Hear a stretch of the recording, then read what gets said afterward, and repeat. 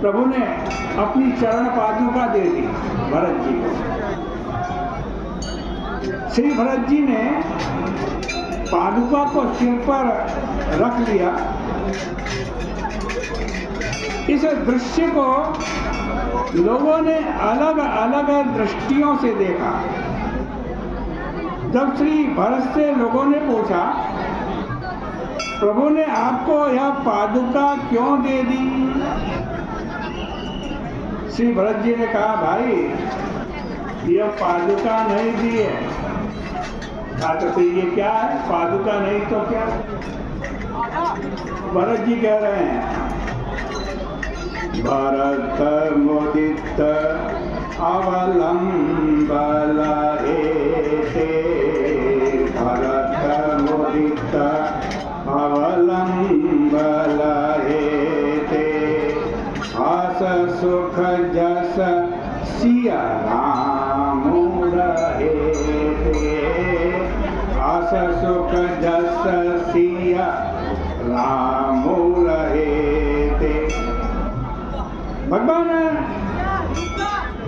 राम का उद्देश्य था कि भरत देखो, एक रूप में तो मैं वन में रुकूंगा और पादुका के रूप में तुम्हारे साथ वापस अयोध्या लौट रहा हूँ। किसी ने पूछ लिया, महाराज जब दोनों एक चीज हैं, पादुका भी आप हैं और आप भी पादुका हैं, तो पादुका को वन में छोड़ दीजिए और आप अयोध्या वापस लौट आएंगे। तो प्रभु ने कहा, भाई इसमें अंतर यह है कि संसार के जो प्राणी हैं, अगर वे मुझ में ही मुझको पहचान ले तो ये भी बहुत बड़ी बात है। परंतु पादुका में भी मुझे पहचानने की दृष्टि यदि किसी में है तो भरत जी में है। भरत जी पादुका के अंदर भी मुझे ही देखेंगे। इसलिए भगवान राम श्री भरत जी को आज्ञा देते हैं, तुम जाकर अयोध्या के राज्य का संचालन करो, वहां पर माताओं की सेवा करो, गुरु की सेवा करो, प्रजा की सेवा करो। और श्री भरत भी इसका उसी अर्थ में पालन करते हैं। नित्य पूजत प्रभु पावरी, प्रीति न हृदय समाति, मांगी मांगी आयुष करत, राज काज बहु भांति। श्री भरत जी का राज काज चलाना और श्री लक्ष्मण जी का राज काज से पीछा छुड़ा लेना,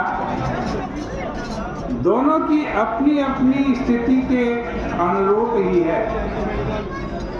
भगवान राम ने लक्ष्मण जी से कहा कि तुम अयोध्या में रुको और राजकाज चलाओ, क्योंकि बच्चे का कर्तव्य है कि वह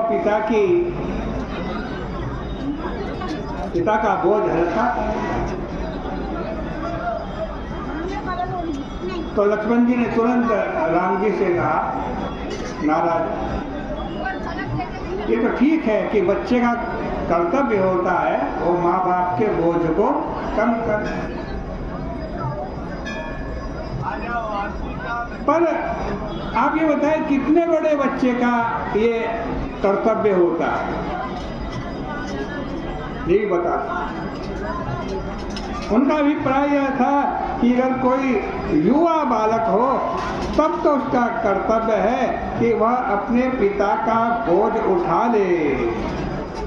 पर कहीं हम 5 वर्ष के नन्हे बालक से भी यही आशा करें तो क्या ठीक रहे? यदि कोई पिता अपने नन्हे बालक से ऐसी आशा करता है, तब तो वह नन्हा बालक यही कहेगा कि पिताजी, हम आपका बोझ नहीं उठाएंगे, वरन हम ही आपके कंधे पर सवार होकर आपका बोझ बढ़ाएंगे। छोटा बच्चा तो यही कहेगा ना।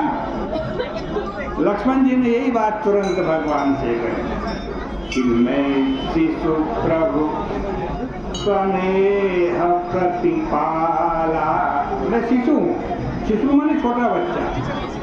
मैं शिशु प्रभु स्नेह प्रतिपाला, मंदरो मेरो की ले ही मराला।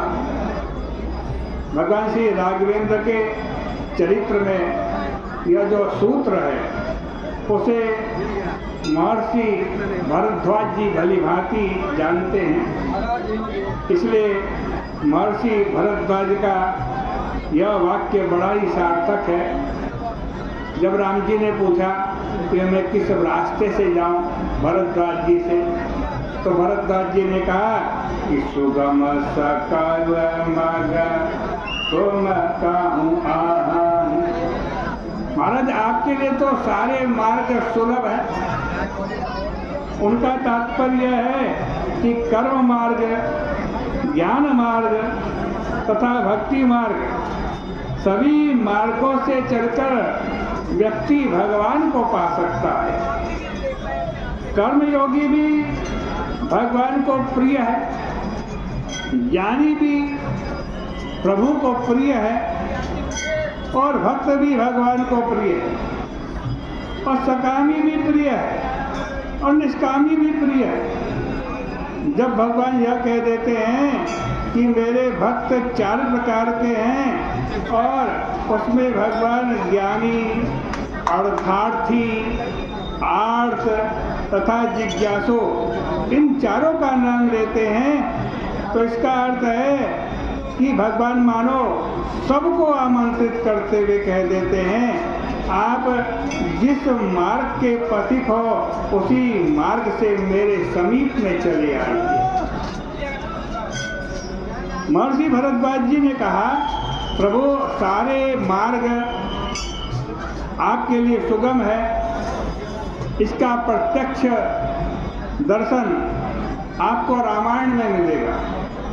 क्योंकि संसार में जितने भी प्रकार के मार्ग हो सकते हैं, उन समस्त मार्गों पर भगवान श्री राघवेंद्र स्वयं चले, और चल करके उन्होंने सांसारिक जीवों को चलना सिखाया।